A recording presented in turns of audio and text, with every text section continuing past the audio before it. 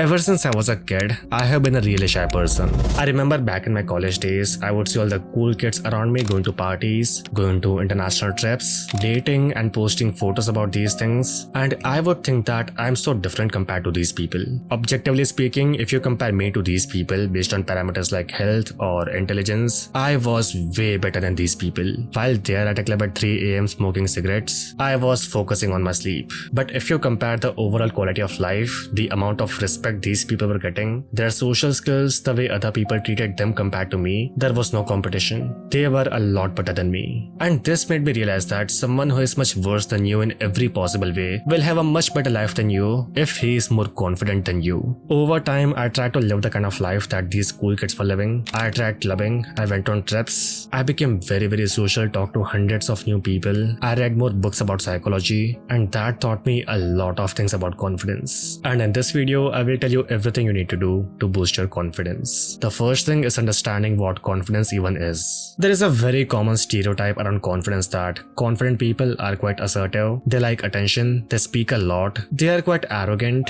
almost like a bad boy, and they are quite loud. And that is simply not the case. You see, confidence comes in all shapes and sizes. You can be a very introverted, a very silent guy who is always alone, and you can be confident. You can be a very funny, a very unhinged kind of guy, and you can still be confident. All these different kind of personalities are called archetypes. Depending on the kind of personality you already have, you can become more confident in that archetype. And the best part is, you don't even have to follow one certain archetype. Because for most introverts, around some people, they're very quiet, but around their close friends, they're quite funny, they're quite loud. So you can keep changing your archetype based on the situation. And to understand how confidence looks like in your archetype, you need to read fictional books. The kind of books where the main character has a similar personality to you, but he is more confident than you are. And the reason I say reading and not watching movies or something is because reading is much more effective than watching movies. Because when you read a book, you are literally reading what the main character is thinking, the kind of thoughts that he is having,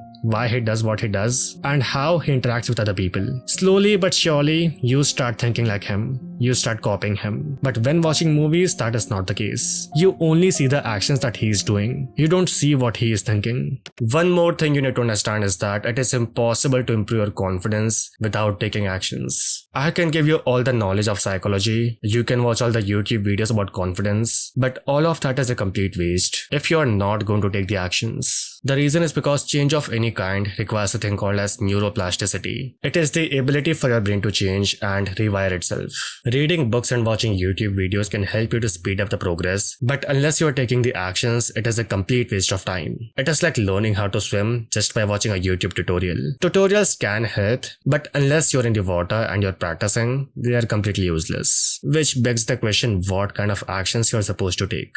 And it completely depends on you. How confident you are right now, what is comfortable, what is not comfortable, how fast you want to improve, and how far you want to go. To get started, create an action step hierarchy. At the bottom of the hierarchy, think of the easiest, the least uncomfortable thing you can do. Let's say, for example, holding eye contact with strangers. For the first week, focus completely on this thing. Every single day of this week, you need to go out and make eye contact with at least 10 different strangers for 3 seconds each. It can be a little uncomfortable, but not that uncomfortable.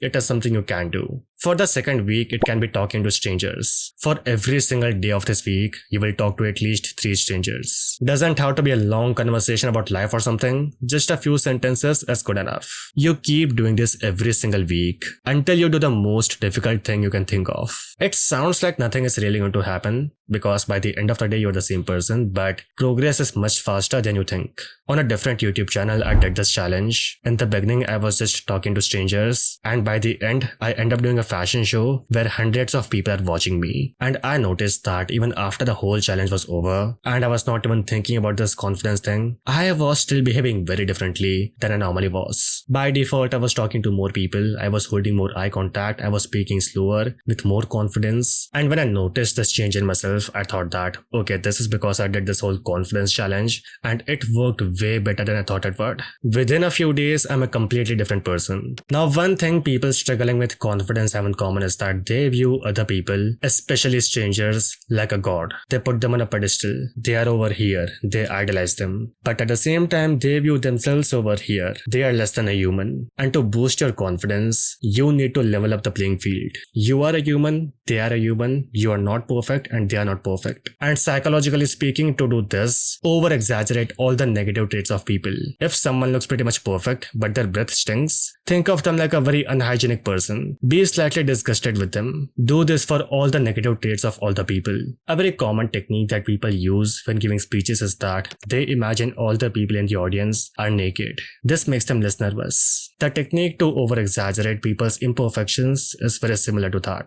One more thing you need to do is become more arrogant and rude. Basically, you are putting yourself on a pedestal. You view all the people as imperfect humans and you think of yourself as perfect. This sounds like a very bad thing, and it is a bad thing for normal people, but for people like you who struggle with confidence, this is how you level up the playing field. What seems rude for you is normal for other people.